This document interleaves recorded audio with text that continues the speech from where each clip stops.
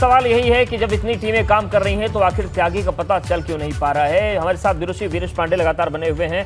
वीरेश जी, अब सवाल यही है कि दावे बड़े बड़े हो रहे हैं, टीमें काम कर रही हैं, ह्यूमन इंटेलिजेंस, टेक्निकल इंटेलिजेंस सबका सहारा लिया जा रहा है, लेकिन श्रीकांत त्यागी है कि वो पकड़ से बाहर है। चुनौती बन गया है पूरे उत्तर प्रदेश पुलिस के लिए।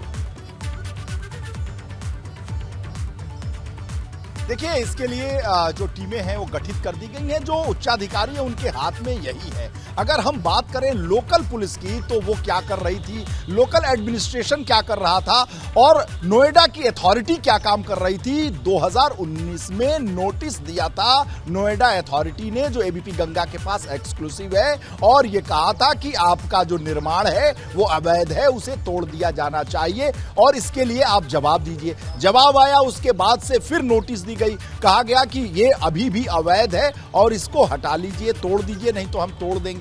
6 फरवरी 2020 को कहा गया कि अब जो बुलडोजर है नोएडा अथॉरिटी का वो चलेगा, वो टूटेगा, ढहेगा और आपकी जो काली कमाई और साम्राज्य है उसको हटा दिया जाएगा। लेकिन क्या हो रहा था, नोएडा अथॉरिटी के कौन से ऐसे अधिकारी श्रीकांत त्यागी जैसे शख्स को बचा रहे थे? नोएडा पुलिस कमिश्नरेट का कौन सा ऐसा अधिकारी जो बचा रहा था श्रीकांत त्यागी को? गाजियाबाद का कौन पुलिस अधिकारी जो श्रीकांत त्यागी को 2018 में नोएडा का रहने वाला गाजियाबाद से गनर पाता है? आखिर कौन सा ऐसा प्यार था, कौन सी ऐसी सुरक्षा थी, कौन सा ऐसा उसका खतरा था उसके ऊपर?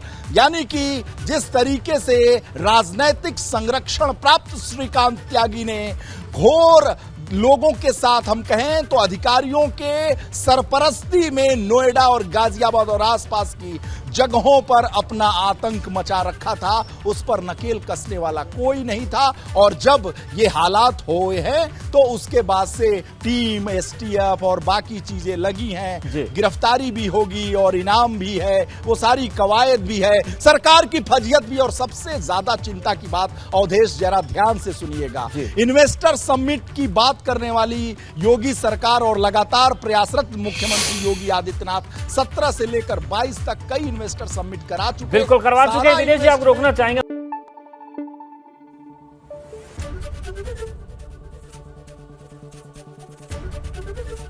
एबीपी गंगा, खबर आपकी, जुबान आपकी।